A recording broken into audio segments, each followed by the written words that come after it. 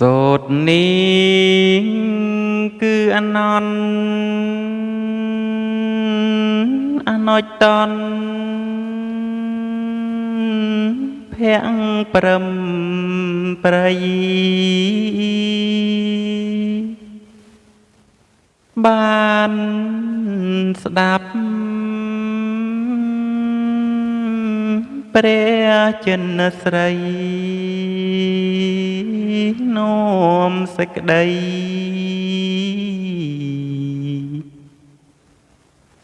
មក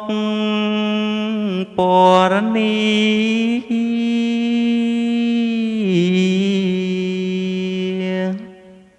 ថាមានកាលមួយថ្ងៃព្រះចោមត្រៃភពភង្គវីព្រះអង្គគង់នៅនេះក្រុងភារីសាវត្តថៃ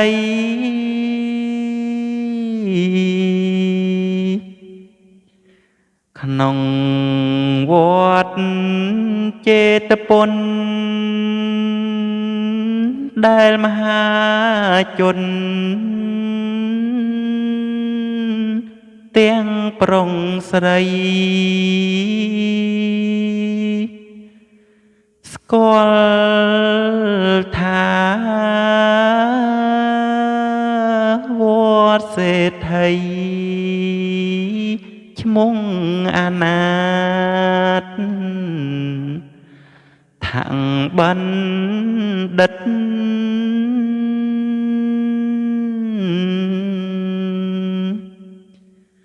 សាង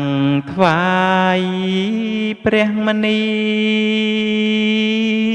មានផែនទីធំពន្លឹកប្រគេនទានបាយទឹកថ្ងៃយប់ព្រឹក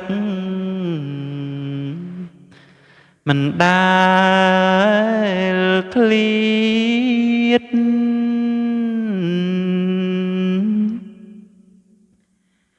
គ្រានងថ្ងៃសាយន្តគ្រីមណន្តមានអាពាធអានន្តចូលអង្គភិវាទបង្គំបាទព្រះមានជោគ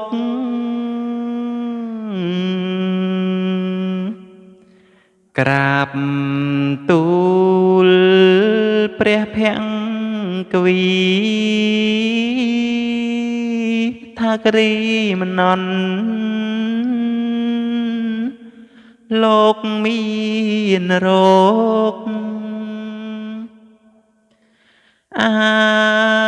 ពាធក្នុងខ្លួនលោកជា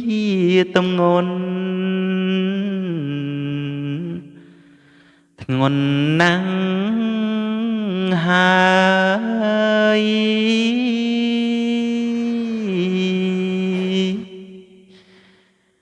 ហេតុ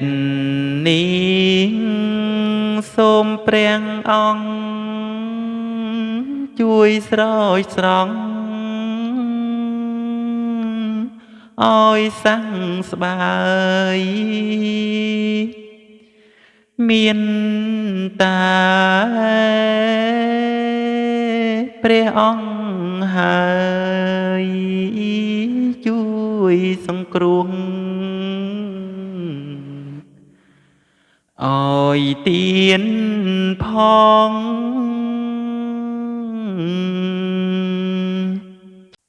សំដាច់ព្រះភង្គវន្តប្រអនន្តមិនអើយមកទ្រង់ឆ្លើយតមវិញស្នងដូចបំណងមិនយូរឡើយឋានហើយចុះអនន្តអនុចតនទៅបានហើយជំងឺ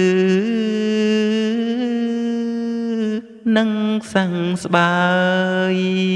ដោយសារសូត្រសញ្ញា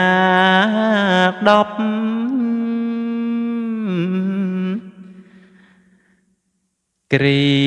មិននន់នោះលុះបានស្ដាប់សញ្ញាចប់អាពាតរោគនឹងស្ងប់បានរងាប់គ្រានុងហងសញ្ញាទី1ថាភិក្ខុណានាងពុនបងប្រាថ្នានឹងបំណងក្នុងសាសនាតថាគតហើយចូលទៅកាន់ព្រៃនៅអាស្រ័យធ្វើជាវត្តដោយម្លប់ឈើបរពតឬសំចតក្នុងផ្ទាំងស្ងាត់ហើយតាំងលើខណ្ឌ5សញ្ញាចាំគ្មានវិបត្តិ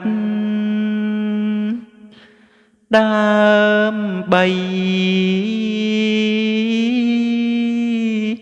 នឹងកំចាត់កងអវិជ្ជាថាដូចខ្នង